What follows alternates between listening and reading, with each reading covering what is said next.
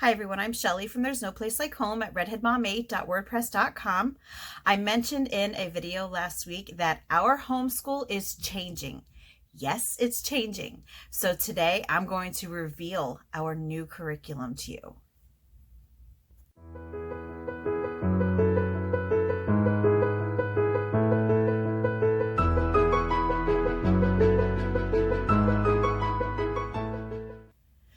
You know, we've been using the same homeschooling method for a few years now, and I can't say that there's anything particularly wrong with it, and I certainly can't say that there's anything wrong with the resources that we've been using.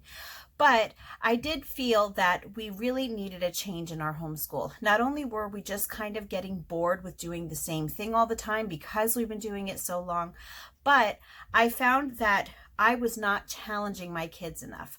I had really gotten down to just surviving in homeschool because of the crazy year that we've had. And now, thankfully, that things have calmed down, I am comfortable enough to start introducing some things or reintroducing some things that I either used to do or that I've wanted to do, but really felt that it wasn't the right time to do it. Now, first of all, I just want to point out that I'm not going to show you the curriculum that we are already using because I am not taking anything out other than one thing. I am not taking anything out from what we're doing now. Most of the things that we are doing are in addition to what we've been doing, and we just might be rearranging how often we do things. So if you do want to know exactly what it is that I'm using this year, and I will be mentioning it here, I'm going to leave links in the description box for all of the curriculums that we are using this year because I've done videos on them all, so you can get a better look at what they are. So the first change that we've made is that I am going to be adding geography this year. Now, we've been doing geography in our unit studies. My kids have been doing mapping and they've been plotting things as we've learned about different countries, explorers, whatever the topic is that we're learning about. We do integrate geography into it. However, I watched several videos where college students had no idea where we were on a world map. They honestly could not point out the United States. Or when they were asked to find, I believe it was Iraq, they were pointing to places in the United States. They have absolutely no literacy in geography. And I don't want that for my kids. So what I have been actually doing is I just started introducing short geography drills into our morning time routine. I've reintroduced a morning basket, which I will make a more extensive video about later on this week, hopefully. But I do not have an actual geography curriculum. All that I've done for now is I just printed up some free United States maps that I found online. And each day what I've been doing is I've just been having my kids find one state. They have to go out to our kitchen. We have a United States map on our kitchen wall. They have to find where the assigned state is.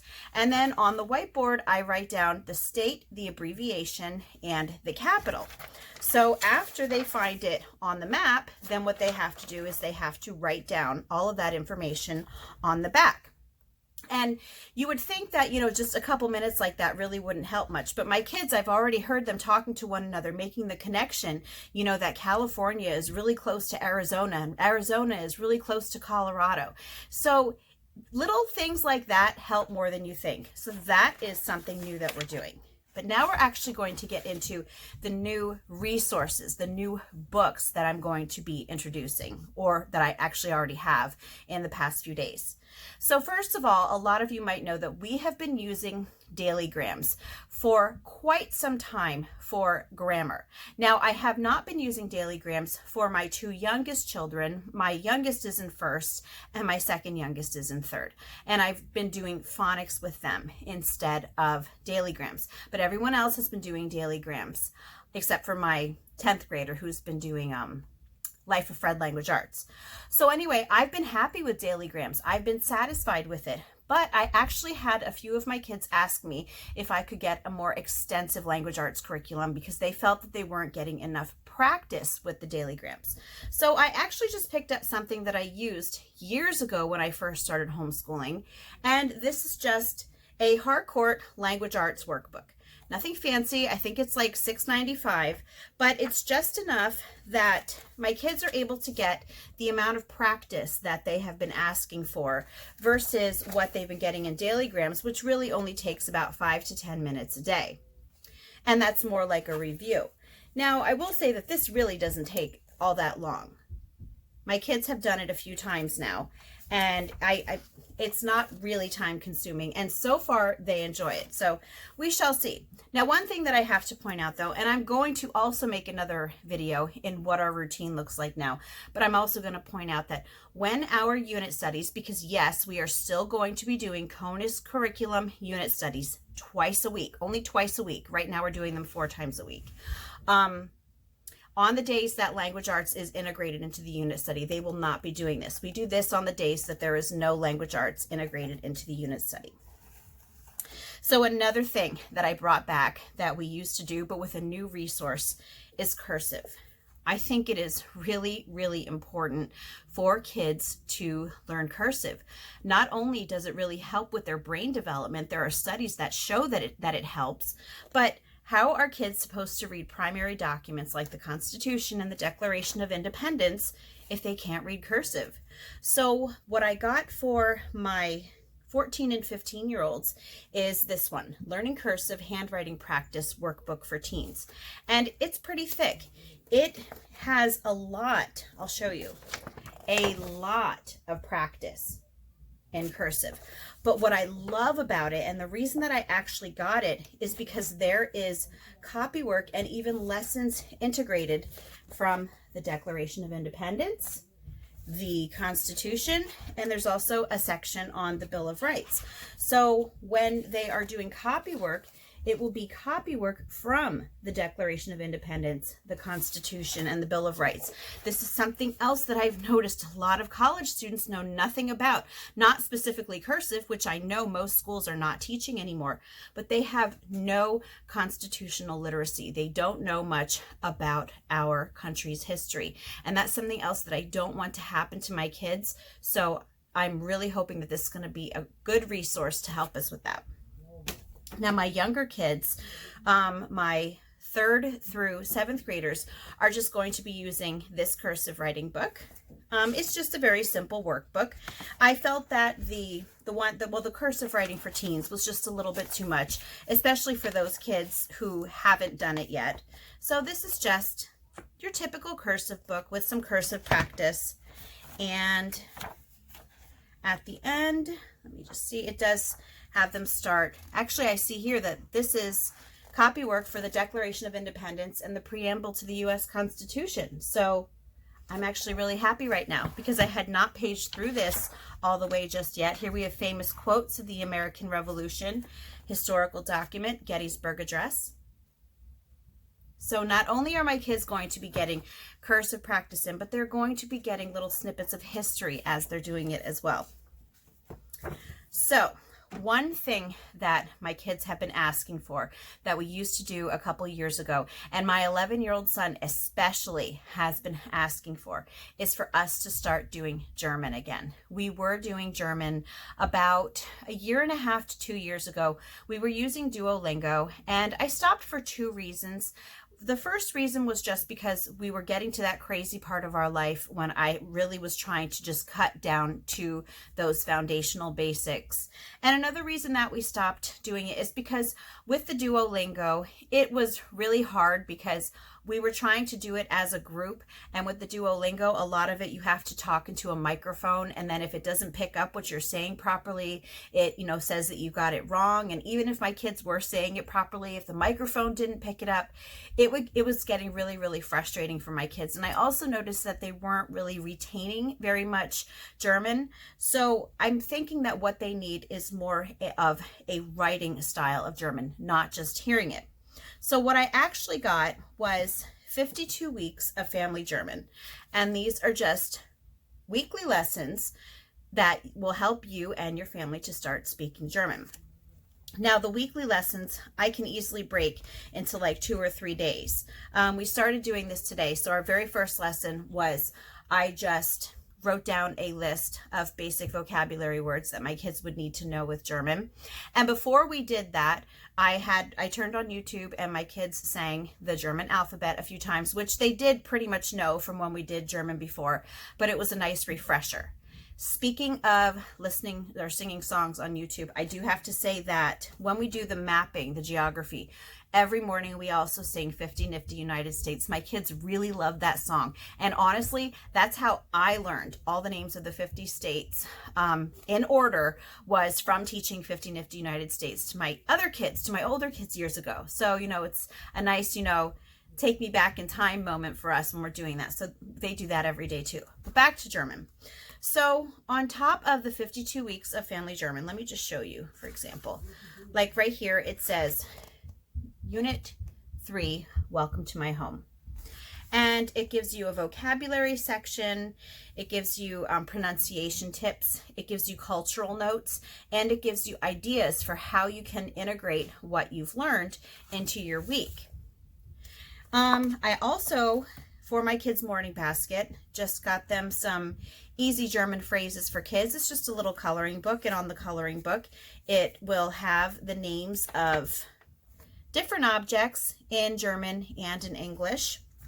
Now, I want to point out that, here, let me just show you this first. I also got my kids a Cool Kids Speak German workbook too. So what we have been doing, they actually haven't started this yet, or this as a matter of fact. Today we started this.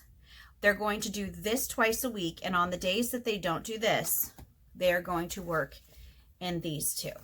And I'll just give you a quick look at what this is. And this is just a lot of fun worksheets for them to do. That is going to help with their German vocabulary. Now, after I bought these, I don't know why I didn't do it before, but after I bought them was when I finally decided to go in and read the reviews. And so what I found for these three is that some people were saying that they were great, and other people were saying that there were some things off. And the people who were finding things wrong with them are native German speakers. So that's important. You want to make sure that you're giving your kids the right information when you're teaching them a foreign language. What I did see, though, is that what they really didn't like was the way that they tell you how to pronounce the words. They said that the little pronunciation, I don't know if you can see that, but they tell you how to pronounce it, and they said that some of that is actually off, and that's not how you actually pronounce it. But I had 6 years of German when I was in school, so I'm confident that I do know how to pronounce the German words. I might not have, a perfect accent, but I'm confident that I know how to pronounce everything. Another issue that they had, I don't remember, I think it was this one, was that some of them said that some of the definite articles are not correct. So that's just something else that, even though I had 6 years of German, I am by no means an expert. I can probably tell you what I learned like the first 2 years of German and not what I learned in my later years. So I think with the definite articles with most of the words, I can figure that out as well. And there's always a German dictionary to check everything. But anyway, I just still thought it was something cute, at least to give them an introduction to German. So the last change that we are going to be bringing in, and I actually did a video on this where I did kind of a flip through the other day, was fun schooling journals. My first grader is doing spelling journal, and my 3rd through 7th graders, so that's 3rd, 4th, 6th, 7th, 3rd, 4th, 6th, and 7th graders are doing the Minecraft All About Pets one. My 8th and 10th graders were already doing fun schooling journals. That's why I decided to get these, because they were such a hit, and I really, really enjoy them for my older kids, that I wanted to give my other kids kind of a break from the notebooking loop that we've been doing.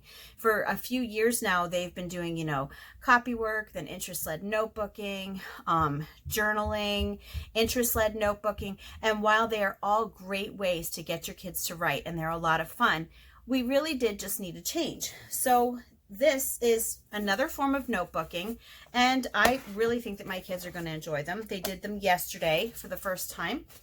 So lots of fun things for them to do in here. If you want a closer look at these, I'll leave the link in the description box for this for this review, well, not really a review, but for this flip through as well. Now, these, they will only be doing twice a week. They will be doing them on the 2 days a week that we are not doing the unit studies. So my kids will be doing the CONUS unit studies 2 times a week, these 2 times a week, and then our 5th day of the week is usually nature study, or if it's not good weather, then we will usually either paint or do some sort of nature-related art project, or we might watch a movie. That could be a movie day as well. The only thing that is different is that these books will tell you, like, I think with this younger one, it tells you to do like four pages a day maybe, and for this one it tells you that you could do like 5 to 7 pages a day. And I know that if I would tell my kids to do that many pages a day, even with only doing it twice a week, I think that they would get bored really quickly. So we're going to be sticking to 2 pages a day for that. And you know, math is staying the same. We're still doing CTC math, because that's one thing. Math is like, if you find something that works, that's like sacred to me, because it's not easy finding something that works. So CTC math is staying. And as I mentioned, we're not getting rid of anything. I'm still getting our spelling lists from Natural Speller. We're still using CONUS twice a week. We're still doing CTC math. The only thing right now that I'm retiring for the time being, just to see how things work out, is Dailygrams, again, because we got those other language arts workbooks. And I just want to see how they work, and my kids wanted the extra practice. So anyway, that's all of our new stuff. I will be making a video about our morning basket. We are bringing that back into our homeschool. We haven't done that for a while. This is a different kind of morning basket than what we had before. So if you don't know what that is, you might want to stay tuned and watch for that video, which will be coming up soon. And I'm also going to be making another video on our new homeschool routine, and just tell you how we're integrating all of these different resources into our homeschool, because you might be looking at this and thinking, oh my gosh, how are they getting all of this stuff into their homeschool on top of everything else they're doing? Well, you know what? We've been doing it a few days now, and it's not crazy at all. I'll explain it. Anyway, that's all that I have for you today. If you like this video, give it a thumbs up. If you haven't subscribed yet and would like to hear more of what I have to say, I would love if you would do that. If you have any questions or comments, you can leave one over on Instagram, because YouTube disabled my comments. And if you like my work and would like to check out my Patreon page, I will leave a link in the description box for that as well. And I hope you have a great day.